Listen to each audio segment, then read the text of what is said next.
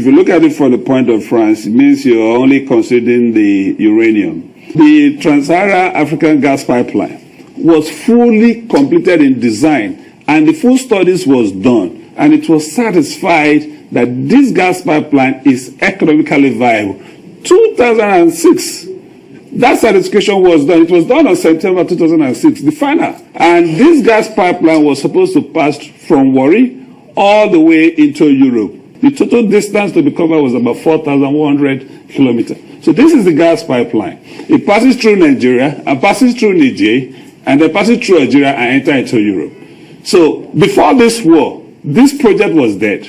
Before Ukraine war, this project was dead. And Ukraine war started, Europe came and built a relationship among these three countries, Nigeria, Niger, and Algeria. And they came back to reactivate these contracts. Russia has laid this plan over time. It's not something new. If you look at the series of coups that have happened of recent time, it's a complete bridge blocking that coast from the top of West Africa all the way to East Africa. It closed. You started from Sudan, which touches the Horn of Africa, and it takes it down to Mali, takes it down to Guinea, takes it down, and now we have this. So that blockage has been created. So the question is, how would gas get into Europe?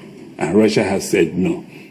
And by this, not only did they say no to it, they've also said no to the second source of energy sources, because the three core energy sources to Europe now rely on fossil fuel, which is oil and gas, rely on coal, and rely on what? Uranium, which the J has the highest, best quality in the world. So what else could they do? So when I make that definition and say that it is an energy war that is going on, and this is a Cold World War III, nobody should look at this as just a Niger war, because the 5 countries that are under military rule has made a pronouncement. If you try this, we are part of it.